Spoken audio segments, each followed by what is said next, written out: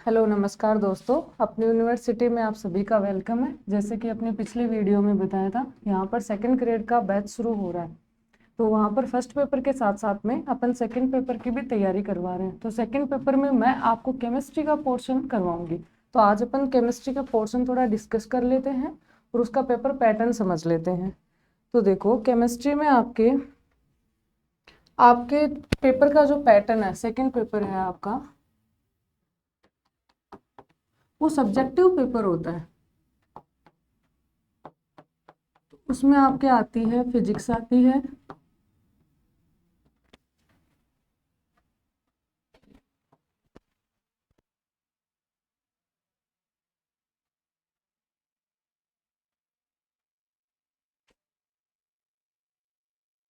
उसमें आपकी फिजिक्स आती है, केमिस्ट्री आती है, बायो आती है एंड टेक्निक टीचिंग मेथड आती है। टीचिंग मेथड, ठीक है। तो अपन केमिस्ट्री का पोर्शन डिस्कस करेंगे आज। इसमें आपके अगर देखें तो 43-44 क्वेश्चन इसके होते हैं, 43-44 के समथिंग इसके होते हैं, एक दो क्वेश्चन ऊपर नीचे होते रहते हैं। इसमें आपके आते हैं ऑलमोस्ट 44 या 45 क्वेश्चन, इसमें होते हैं 20। यानी आपके टोटल क्वेश्चन कितने आते हैं 150 का, और ईच क्वेश्चन कितने नंबर का होता है 2 नंबर का। तो टोटल हो गया 300, जिसमें से आपके 11th और सीनियर सेकेंडरी यानी 12th के आते हैं 90 क्वेश्चन 180 मार्क्स के। और आपके यूजी यानी ग्रेजुएशन बेस के कितने क्वेश्चन आते हैं 40 क्वेश्चन 80 मार्क्स के। और आपके टीचिंग मेथड का कितना आता है 20 क्वेश्चन 40 मार्क्स के। तो आपने देखा आपके जो ज़्यादा पार्ट आता है वो आपका होता है 11th और 12th का। तो अपन को ज़्यादा ध्यान 11th और 12th के पे देना है। तो देखो, जैसे पहले यूनिट की बात करें तो पहली यूनिट आपकी 11th क्लास की होती है, एटॉमिक स्ट्रक्चर। इसमें अपन पढ़ते हैं कि जैसे जो एटम होता है यानी जो परमाणु शब्द होता है वो कहाँ से आया। तो आप सभी को पता है परमाणु शब्द की खोज किसने की थी, सबसे पहले डाल्टन ने की थी। तो इसमें अपन एटॉमिक मॉडल पढ़ते हैं, सारे के सारे एटॉमिक मॉडल, जिसमें रदरफोर्ड का मॉडल हो गया, डाल्टन का मॉडल हो गया, ठीक है। ये सब पढ़ेंगे अपन। इसके बाद में अपन पढ़ेंगे फंडामेंटल पार्टिकल्स कौन कौन से होते हैं। तो फंडामेंटल पार्टिकल जैसे इलेक्ट्रॉन हो गया, प्रोटॉन हो गया, न्यूट्रॉन हो गया। आपको पता है इलेक्ट्रॉन की खोज किसने की थी, जे थॉमसन ने। प्रोटॉन की किसने की थी, रदरफोर्ड ने। न्यूट्रॉन की किसने की थी, जेम्स चैडविक ने। ये सब पढ़ेंगे। इसके बाद में इसमें मॉडर्न कॉन्सेप्ट पढ़ेंगे, एटॉमिक स्ट्रक्चर के, क्वांटम नंबर पढ़ेंगे, अफबाउ प्रिंसिपल पढ़ेंगे, पाउली एक्सक्लूजन प्रिंसिपल पढ़ेंगे। पाउली एक्सक्लूजन प्रिंसिपल जैसे उसने बोला था कि एक आपका जो कक्षक होता है उसमें जैसे 2 इलेक्ट्रॉन है तो इन दोनों की क्वांटम संख्या भी सेम नहीं होती है और इन दोनों का स्पिन भी सेम नहीं होता। एक इलेक्ट्रॉन का स्पिन क्लॉकवाइज होता है तो दूसरे का एंटी क्लॉकवाइज होता है, जस्ट उल्टा होता है। हुन्स का रूल पढ़ेंगे। हुन्स ने क्या बताया था, जैसे मानो नाइट्रोजन आपका 7 नंबर पे आता है तो आप लिखते हो 1s2 2s2 2p3। तो पी में है, पी में जैसे आपके 3 ऐसे कक्षक होते हैं तो ये 3 ऐसे भरे जाएंगे, ना कि ऐसे 1 2 3। यानी पहले सभी में एक एक इलेक्ट्रॉन जाता है, उसके बाद इनकी स्पिन होती है, ठीक है। जैसे क्लॉकवाइज है उसके बाद एंटी क्लॉकवाइज अपन फिल करते हैं। उसके बाद इलेक्ट्रॉनिक कॉन्फ़िगरेशन पढ़ेंगे, जैसे ये आता है, ये कैसे आता है 1s2 2s2, ये सब कैसे लिखा जाता है ये पढ़ेंगे। मॉलिक्यूलर ऑर्बिटल थ्योरी पढ़ेंगे। होमोन्यूक्लियर एटॉमिक मॉलिक्यूल्स की, होमोन्यूक्लियर का मतलब है जो एक जैसे एटम हो। फॉर एग्जाम्पल जैसे आपका H2 हो गया, Cl2 अणु हो गए। इन सभी में जैसे Cl2 अणु की बात करूं तो Cl2 में दोनों Cl एक जैसे हैं तो वो कौन से हो गए, होमो। अगर हेटेरोन्यूक्लियर का मतलब है दोनों अलग अलग। ये सब पढ़ेंगे इसके अंदर। वैलेंसीज पढ़ेंगे, वेरिएबल वैलेंसीज। इसके बाद अगली यूनिट की यदि बात करूं तो स्टेट ऑफ मैटर, ये भी आपकी कौन सी है 11th क्लास की यूनिट होती है। इसमें गैसेस स्टेट के बारे में पढ़ेंगे, उसके सारे लॉ पढ़ेंगे। आइडियल गैस इक्वेशन जैसे PV is equal to NRT है, ये सब पढ़ेंगे। Dalton law of partial pressure, यानी डाल्टन का आंशिक दाब पे जो नियम होता है वो। तो डाल्टन ने ये बोला था कि आंशिक दाब जो होता है किस, जो जैसे मानो आपके 2 अवयव हैं ए और बी, तो इनका आंशिक वाष्प दाब, टोटल वाष्प दाब इन दोनों का सम होता है। तो ये इसके बारे में बताता है, टोटल के बारे में। ये सब डिटेल में अपन बाद में पढ़ेंगे। इसके बाद आइडियल बिहेवियर पढ़ेंगे। क्रिटिकल टेम्परेचर के बारे में पढ़ेंगे। क्रिटिकल टेम्परेचर क्या होता है कि वह हाईएस्ट टेम्परेचर यानी मैक्सिमम टेम्परेचर जिसपे कोई भी जो मैटर होता है वो लिक्विड स्टेट में एग्जिस्ट करता है, यानी द्रव्य अवस्था में उपस्थित होता है। इसके बाद इसकी प्रॉपर्टीज पढ़ेंगे, लिक्विड वाले की लिक्विफिकेशन पढ़ेंगे, सरफेस टेंशन पढ़ेंगे, विस्कोसिटी यानी श्यानता जिसको बोलते हैं, बहने का गुण, द्रव्य के बहने का गुण होता है। सॉलिड स्टेट पढ़ेंगे, सॉलिड स्टेट में क्लासिफिकेशन, जैसे आप देखते हो बीसीसी इकाई होती है, एफसीसी होती है, ईसीसी होती है, ये सब पढ़ेंगे। क्रिस्टल के आंतरिक संरचना के बारे में पढ़ेंगे। यहाँ से आपके सेकंड ग्रेड में ऑलमोस्ट हर बार क्वेश्चन आता है। इसके बाद अपन ये पढ़ेंगे 11th क्लास का टॉपिक ही ये है chemical bonding and molecular structure. पूरा आपका इंपॉर्टेंट टॉपिक है सेकंड ग्रेड के बेस पे, यानी मेजर टॉपिक है। इसमें अपन बॉन्ड्स के बारे में पढ़ेंगे, यानी बंध। तो आप सभी को पता है जैसे बंध 3 प्रकार का होता है। एक होता है आयनिक बंध, एक होता है सहसंयोजक बंध,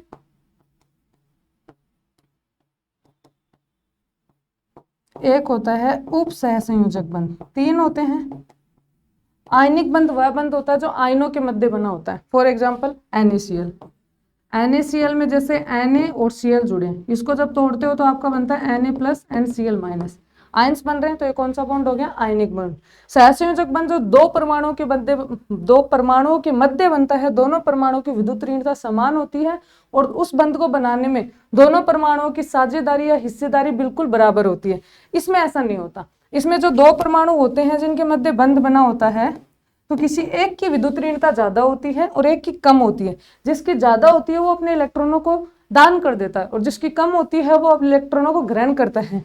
तो ये इस तरीके से बनता है, तीर के निशान का बंध। उप सहसंयोजक होता है, सहसंयोजक बंध जो होता है वो ऐसे सीधा बनता है। ये सब पढ़ेंगे इसके बारे में। इसके बाद इसमें अपन पढ़ेंगे जियोमेट्री ऑफ मॉलिक्यूल। ठीक है, जियोमेट्री का मतलब है जिसमें sp हाइब्रिडाइजेशन होता है उसकी जियोमेट्री लीनियर होती है, जिसके sp2 होता है उसकी जियोमेट्री ट्राइगोनल होती है, त्रिकोणीय। जिसका sp3 संकरण होता है उसमें चतुष्फलकीय होती है। डिटेल में पूरा जाएंगे और ये भी आपका पूरा मेजर टॉपिक है। यहाँ से क्वेश्चन ऑलमोस्ट हर बार आता है सेकंड ग्रेड में। सेम अपन देखें तो अपन वेस्पर थ्योरी पढ़ेंगे। इसके अलावा पोलराइजेशन पढ़ेंगे। पोलराइजेशन को अपन बोलते हैं ध्रुवणता। ध्रुवणता का मतलब जैसे मानो ये बॉन्ड तोड़ रहे हो आप, तो एक पर आंशिक धनावेश आता है, एक पर आंशिक ऋणावेश आता है, इसको बोलते हैं ध्रुवणता। बंध में ध्रुवणता, जो आगे डिटेल में जाएंगे। फाजान्स रूल, फाजान ने क्या बताया था कि कोई बंध है यानी सहसंयोजक बंध, उसमें सहसंयोजक गुण कितने % होते हैं वो सब निकालेंगे। इसके अलावा वीबीटी पढ़ेंगे। वीबीटी क्या बताती है कि कोई भी आपकी जो धातु उसकी ऑक्सीकरण अवस्था क्या, उसमें संकरण क्या है, उसमें चुंबकीय प्रवृत्ति क्या है, इन सब के बारे में, कि वो प्रतिचुंबकीय है कि अनुचुंबकीय, ये सब पढ़ेंगे। इसके बाद अपन पढ़ेंगे संकरण। ये भी आपका हर इंपॉर्टेंट टॉपिक है, यहाँ से सेकंड ग्रेड में क्वेश्चन हर बार आता है। संकरण निकालेंगे, डिटेल में जाएंगे जब अपन क्लासेज के अंदर। अगला देखो, अगला है कोऑर्डिनेशन कंपाउंड। ये आपका 12th क्लास का टॉपिक है, अपने आप में मेजर है। यहाँ से इसमें पढ़ेंगे लिगेंड। लिगेंड क्या होते हैं? इलेक्ट्रॉन दाता समूह होते हैं। ठीक है, ये अपने इलेक्ट्रॉन मेटल के रिक्त डी कक्षकों के अंदर देते हैं, ये इलेक्ट्रॉन होते हैं। और लिगेंड, ये लिगेंड होते हैं सॉरी। और जितने लिगेंड, नंबर ऑफ जो लिगेंड होते हैं, नंबर ऑफ लिगेंड कितने हैं, किसी उप सहसंयोजक यौगिक में लिगेंडों की संख्या ही क्या होती है, उसकी उप सहसंयोजक नंबर होता है। उसके बाद उसका आईयूपीएसी नाम पढ़ेंगे। यहाँ से सेकंड ग्रेड में क्वेश्चन ऑलमोस्ट हर बार आता है। इसके बाद फॉर्मूला पढ़ेंगे मोनोन्यूक्लियर कोऑर्डिनेशन के, उसके आइसोमेरिज्म पढ़ेंगे, समावयवता। समावयवता की उसमें त्रिविम समावयवता है, ज्यामितीय समावयवता है, ये सब आती है इसके अंदर। सीएफटी पढ़ेंगे, शेप पढ़ेंगे।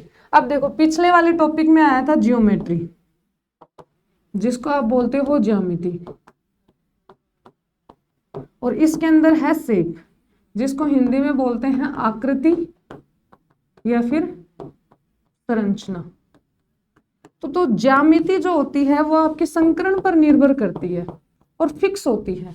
फॉर एग्जाम्पल जैसे मैंने बोला sp3 संकरण है, तो उसके लिए चतुष्फलकीय ही है, ज्यामिति फिक्स है।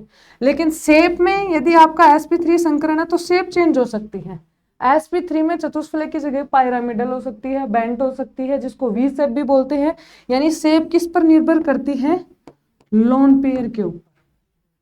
आगे डिटेल में बाद में जाएंगे अपन। कलर्स के बारे में पढ़ेंगे कि कौन सी कलर की लाइट अब्जॉर्व करता है, कौन से कलर की शो करेगा जो कोऑर्डिनेशन कंपाउंड है।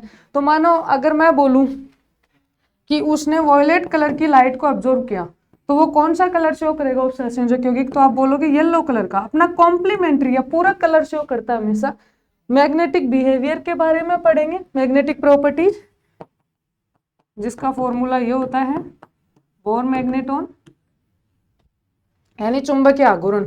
स्थायित्व पढ़ेंगे कोऑर्डिनेशन कंपाउंड्स का, उपसंयोजक यौगिकों का स्थायित्व कैसे निकालते हैं, EAN number, effective atomic number, प्रभावी परमाणु क्रमांक, जिसका EAN नंबर अक्रिय गैस के बराबर आता है, नोबल गैस के बराबर, वो तो उपसंयोजक यौगिक स्थायी होते हैं, जिनका नहीं आता वो कम स्थायी होते हैं।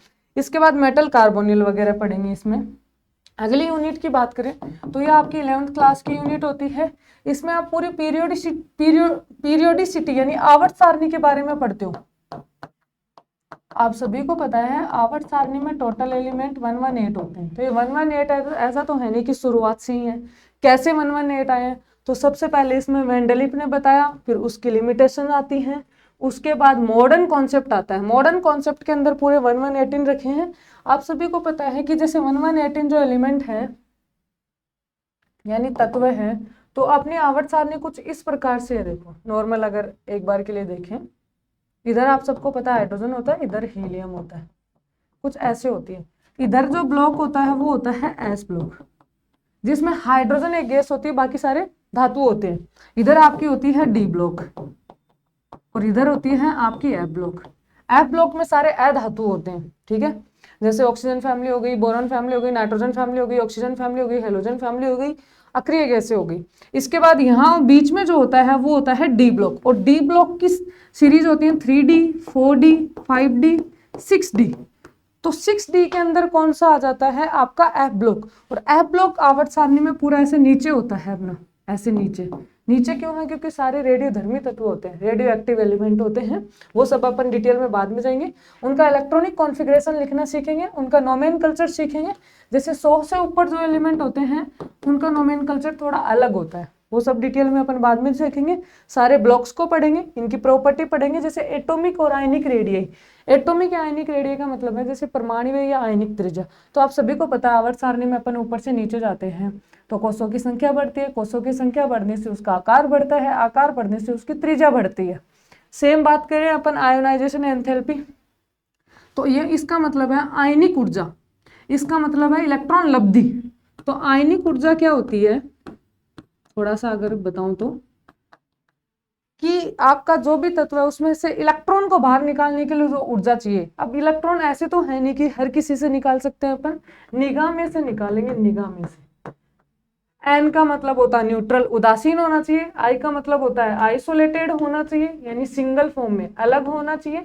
जी का मतलब होता है गैसियस फॉर्म में होना चाहिए। ए का मतलब होता है एटम होना चाहिए।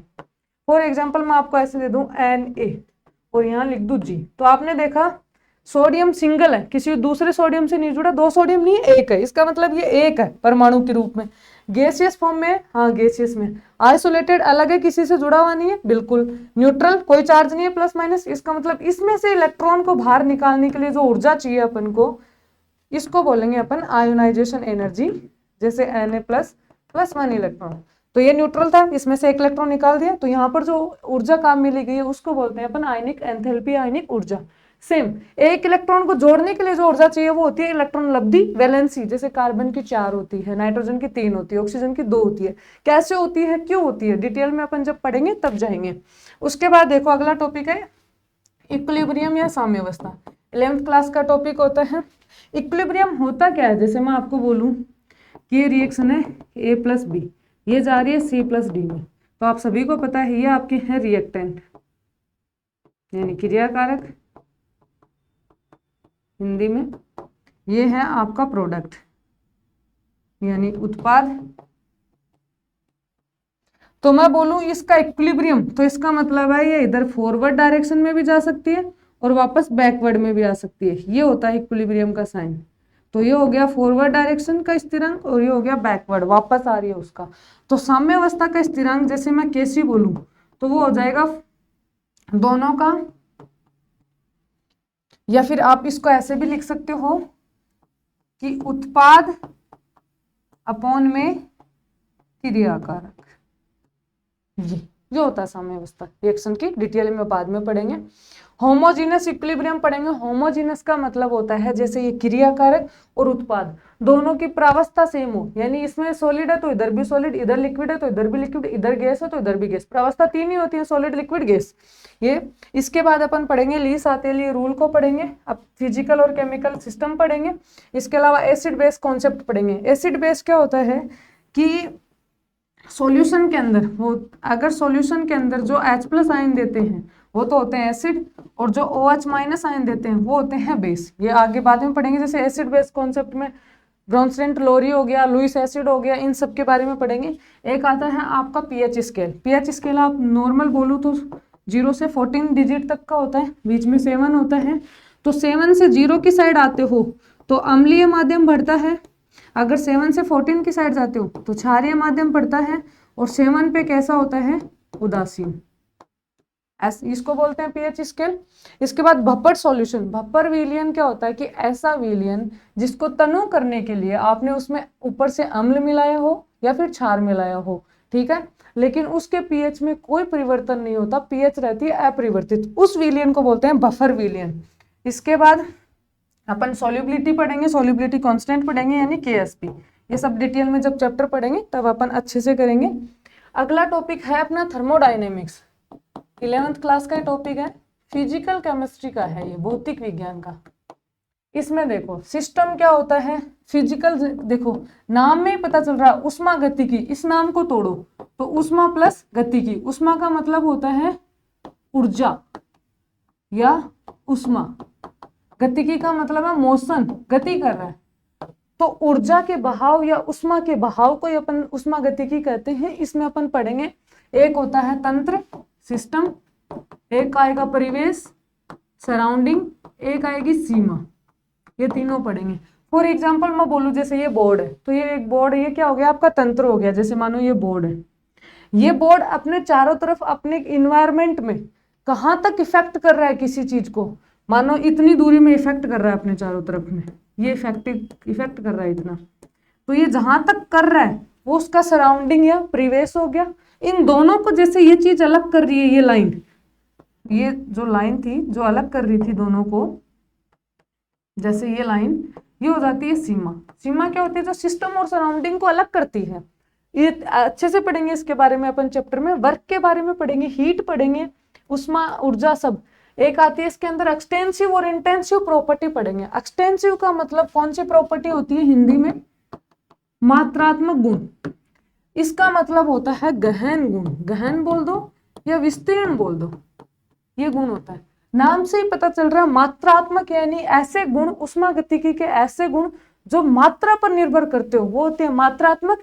और ये होता है कौन सा, जो प्रकृति पर निर्भर करता है। इसके अलावा जैसे मानो गहन गुण निकालना हो तो दो मात्रात्मक गुणों का अनुपात क्या होता है, गहन गुण। एग्जाम्पल पे अप्लाई करके देखें तो आप सभी को पता है डेंसिटी, घनत्व का फॉर्मूला क्या होता है, मास अपॉन वॉल्यूम, द्रव्यमान बट्टा आयतन। अब देखो इन दो का अनुपात ये है ना, तो ये अनुपात वाली तो क्या हो गई, मात्रात्मक गुण, और ये रेशियो निकल रहा है, ये कौन सा हो गया, गहन गुण। ये ऐसे ही पूरी डिटेल में अपन आगे करेंगे इनको। इसके अलावा थर्मोडायनेमिक्स में आंतरिक ऊर्जा के बारे में पढ़ेंगे, एंथैल्पी के बारे में पढ़ेंगे, हीट कैपेसिटी, स्पेसिफिक हीट क्या होती है, हेंस लॉ क्या होती है, एंथैल्पी और फ्री एनर्जी और इसके एप्लीकेशंस वगैरह, ये सब डिटेल में अपन जाएंगे बाद में। इसके बाद अगले की बात करूं तो है रेडॉक्स रिएक्शन। ये भी आपका 11th क्लास का ही टॉपिक है। इसके अंदर अपन रेडॉक्स रिएक्शन के बारे में पढ़ेंगे। रेडॉक्स रिएक्शन या अपॉक्सी रिएक्शन कौन सी होती है, ऐसी रिएक्शन जिनके अंदर ऑक्सीडेशन भी होता है और रिडक्शन भी होता है, यानी ऐसी रिएक्शन जिनके अंदर ऑक्सीकरण और अपचयन दोनों हो रहे हो साथ साथ। कौन सा, ऑक्सीकरण भी हो रहा हो और उसके अंदर अपचयन भी हो रहा हो, वो कौन सी रिएक्शन होती है आपकी, रेडॉक्स रिएक्शन। एक होता है ऑक्सीडेशन नंबर, यानी ऑक्सीकरण नंबर। ऑक्सीकरण नंबर के बढ़ने पे आपका ऑक्सीकरण बढ़ेगा, कम होने पे आपका अपचयन बढ़ेगा। ये सब डिटेल में बाद में पढ़ेंगे। बैलेंसिंग का मतलब है जैसे आपकी रिएक्शन जो होती है, एक साइड रिएक्टेंट होते हैं और एक साइड प्रोडक्ट होते हैं, तो इसको बैलेंस करना सीखेंगे कि दोनों साइड जो परमाणु है वो सेम हो। इसके बाद है एप्लीकेशंस ऑफ रेडॉक्स रिएक्शन, अपॉपचय क्रियाओं के एप्लीकेशंस आपको पता है, रेस्पिरेटरी सिस्टम श्वसन क्रिया में किया जाता है, फोटोसिंथेसिस प्रकाश संश्लेषण में किया जाता है, कंबंशन दहन क्रिया में किया जाता है। ये सब डिटेल में अपन आगे करेंगे। इसके बाद आओ 12th क्लास का टॉपिक होता है कि धातु और धातु के द्वारा जो इनके एस्क बनाते हो वो, तो इसके बारे में लवण के बारे में पढ़ेंगे, उसके एस्क पढ़ेंगे, उनकी प्रॉपर्टीज पढ़ेंगे और इन सब के एस्क बनाएंगे अपन। तो धातु का मतलब डी ब्लॉक के एलिमेंट, तो आप देखो ये डी की है, ये भी डी ब्लॉक की, ये डी ब्लॉक की, डी ब्लॉक के तत्व है। तो इनके लवण कैसे बनते हैं, इनके एस्क कैसे बनते हैं, कितना परसेंट कौन सा होता है, एस्क क्या होता है कि एक से अधिक धातु को मिलाते हैं, परसेंट में मिलाते हैं, कौन सी कितनी है, तो उनसे एस्क बनता है। हर एक को डिटेल में आगे करेंगे अपन। अगला है नॉन मेटल। नॉन मेटल का मतलब अधातु, और आप सभी को पता है अधातु कहाँ आती है, पी ब्लॉक के अंदर। तो देखो अधातु और उसके यौगिक बनाने वो पढ़ेंगे। तो अधातु देखो कार्बन हो गया, नाइट्रोजन हो गया, सल्फर हो गया, ऑक्सीजन हो गया, फॉस्फोरस हो गया, हेलोजन हो गया, सभी के बारे में पढ़ेंगे और सभी के सभी पी ब्लॉक के अंदर आते हैं। फिर इन सभी के अपरूप पढ़ेंगे, इन तीन के। तो आप सभी के, अगर मैं बात करूं कार्बन के अपरूप, तो सभी के दिमाग में आता है कार्बन के अपरूप कौन से होते हैं, हीरा होता है, ग्रेफाइट होता है, फुलरिन होता है। मैं बात करूं सल्फर के अपरूप कौन से होते हैं, तो आप बोलोगे रोम्बिक हो गया, एकंताक्स हो गया, त्रिंताक्स सल्फर हो गया, ये सब आएंगे। इसके बाद मैं बात करूं फास्फोरस की, तो फास्फोरस में आएगा white phosphorus, red phosphorus, black phosphorus, ये सब इसके बारे में पढ़ेंगे। इनके यूज पढ़ेंगे, प्लास्टर ऑफ पेरिस पढ़ेंगे, जिप्सम पढ़ेंगे, ये सब इस चैप्टर के अंदर आते हैं। इंपॉर्टेंट चैप्टर था आपका ये, वापस आपका 11th क्लास का टॉपिक है। और ये यूनिट ऐसी है जिसमें सेकंड ग्रेड में खूब क्वेश्चन आते हैं। तो देखो इसके अंदर जैसे अपन पढ़ेंगे कि qualitative quantitative analysis, classification and IUPAC nomenclature. Organic यौगिक जो होते हैं आपके कार्बनिक यौगिक, उनका आईयूपीएसी नामकरण करना पड़ेंगे, उनका क्लासिफिकेशन यानी कौन से एल्डिहाइड है, कौन से कीटोन है, कौन से फिनोल है, कौन से एसिड है, ये सब पढ़ेंगे। इसके बाद में कोई बंध है तो उसमें बंध विदलन को पढ़ेंगे। बंध विदलन दो टाइप का होता है, एक होता है समास विखंडन और एक होता है विसमास विखंडन। इन दोनों को पढ़ेंगे। समास की बात करूं, जैसे मानो मैंने ये बॉन्ड बनाया, तो आपको पता है कि एक बॉन्ड बन रहा है तो उसमें एक इलेक्ट्रॉन ए का होगा, एक इलेक्ट्रॉन बी का होगा। अगर इस बॉन्ड को मैं समान मात्रा में तोड़ूं, यानी बी का इलेक्ट्रॉन बी को दे दूं, ए का इलेक्ट्रॉन ए को दे दूं, तो आपने देखा जो मैंने एरो लगाया है वो हाफ एरो नोटेशन है, आधा कर्व है, आधा कर्व है। इसका मतलब कौन सा विखंडन है, समास विखंडन। समास का नाम ही समास यानी एक समान, तो मैंने एक समान बांटा है इलेक्ट्रॉनों को। तो आपने देखा ए के पास अपना है, बी के पास अपना है, तो ऐसे क्या बन गया आपका, मुक्त मूलक बनते हैं। यानी इस विखंडन से हमेशा मुक्त मूलक बनते हैं। अगर आगे मैं बात करूं आपकी विसमास विखंडन की, विसमास का मतलब है अलग अलग। जैसे सेम आपने जो पहले किया वही है एग्जाम्पल। अब ये नहीं है कि अपन ए अपना ले जाए बी अपना, इसकी मानो विद्युत ऋणता ज्यादा है, इसकी कम, तो दोनों इलेक्ट्रॉनों को ये ले जाएगा। तो ये विदलन पूरा एरो नोटेशन देता है फुल, यानी पूरा तीर का निशान। अब बी अपने साथ साथ में ए का इलेक्ट्रॉन भी लाए तो बी पे माइनस और ए पे प्लस, इस पे इलेक्ट्रॉन की अधिकता है, इस पे कमी है, तो ये क्या बनती है, आयनिक स्पीशीज बनती है। सेम आपको पता है कि अपन किसी भी बॉन्ड को तोड़ते हैं तो आपके मध्यवर्ती बनते हैं। तो मध्यवर्ती कौन कौन से होते हैं, मुक्त मूलक हो गया, कार्बोधनायन हो गया, कार्बरिनायन हो गया, इनके बारे में पढ़ेंगे। इसके अलावा अपना विकर्मक होते हैं, कौन कौन से, इलेक्ट्रॉन स्नेही, नाभिक स्नेही। इलेक्ट्रॉन स्नेही जिन पे प्लस चार्ज होता है, नाभिक स्नेही जिसमें माइनस होता है। आगे डिटेल में अपन क्लास में जाएंगे। ऑर्गेनिक रिएक्शन के प्रकार, ऑर्गेनिक रिएक्शन 4 प्रकार की होती हैं। पहली होती है प्रतिस्थापन, जिसको अपन बोलते हैं सब्स्टिट्यूशन रिएक्शन। दूसरी होती है एडिशन, जिसको अपन बोलते हैं योगात्मक अभिक्रिया। तीसरी होती है एलिमिनेशन, जिसको अपन बोलते हैं उन्मूलन अभिक्रिया। चौथी होती है पुनर्विन्यास अभिक्रिया, जिसको अपन बोलते हैं रीअरेंजमेंट रिएक्शन। इन चारों को डिटेल में आगे पढ़ेंगे। इसके बाद बात करें हाइड्रोकार्बन की, तो ये भी आपका 11th क्लास का टॉपिक है। इसमें अपन देखो क्या पढ़ेंगे, एलिफेटिक और एरोमेटिक, दो टाइप के हाइड्रोकार्बन होते हैं। एलिफेटिक हाइड्रोकार्बन में आपका आता है एल्केन सिंगल बॉन्ड वाले, एल्कीन डबल बॉन्ड वाले, एल्काइन ट्रिपल बॉन्ड वाले। इसके बाद एरोमेटिक यानी बेंजीन रिंग। एरोमेटिक का मतलब है वो एरोमेटिकता दर्शाते हैं। एरोमेटिकता कौन है, जो हक्कल रूल की पालना करता हो वो सारे के सारे यौगिक होंगे एरोमेटिक। जो हक्कल रूल की नहीं करता हो वो सारे होंगे एंटी एरोमेटिक। इनके जो दोनों की नहीं करता हो, यानी जिसमें sp2 कार्बन नहीं हो, वो करते हैं नॉन एरोमेटिक। हक्कल रूल क्या बोलता है कि जो सिस्टम होता है वो चक्रीय होना चाहिए, उसमें सभी कार्बन sp2 संकरण अवस्था में होने चाहिए, उसमें सिंगल डबल बॉन्ड का अल्टरनेशन प्रॉपर होना चाहिए। ये सब अपन जाएंगे बाद में डिटेल में। इसका जैसे मैं फॉर्मूले की बात करूं एल्केन की, तो आपका होता है CnH2n+2। इसमें से 2 को हटा दो, वो हो जाएगा एल्किन का CnH2n। इसमें -2 कर दो, वो हो जाएगा एल्काइन का CnH2n-2।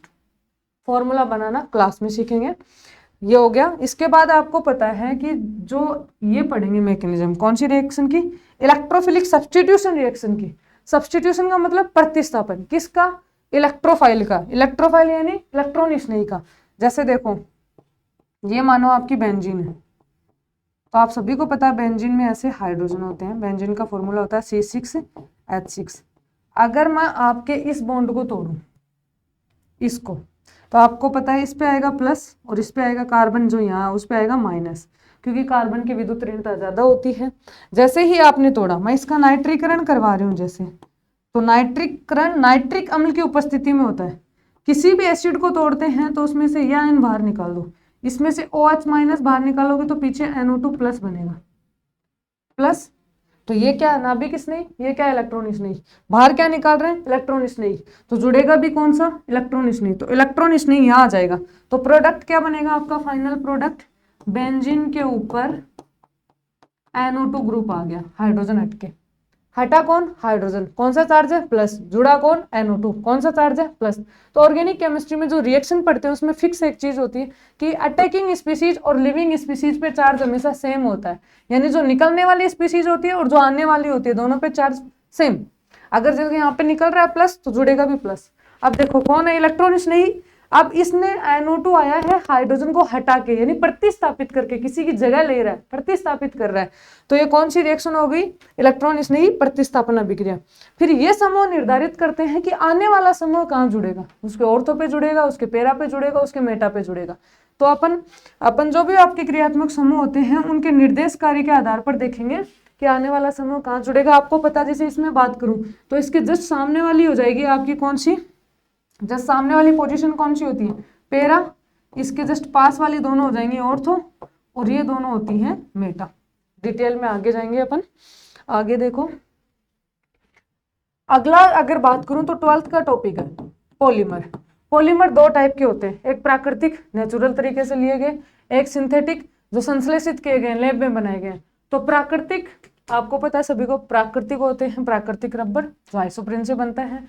अगर सिंथेटिक या संश्लेषित का बात करूं तो आपका हो जाएगा कौन सा, सिंथेटिक रबर जो नियोप्रीन क्लोरोप्रीन से बनता है, पॉलीथीन, ये सब। तो हर एक बहुलक पढ़ेंगे, उसकी एकलक इकाई के बारे में भी पढ़ेंगे। एग्जाम में एकलक इकाई पे क्वेश्चन आता है, तो ये भी इंपॉर्टेंट टॉपिक है। उसके बाद पढ़ेंगे बायोमोलिक्यूल। बायोमोलिक्यूल में सबसे पहले आता है कार्बोहाइड्रेट।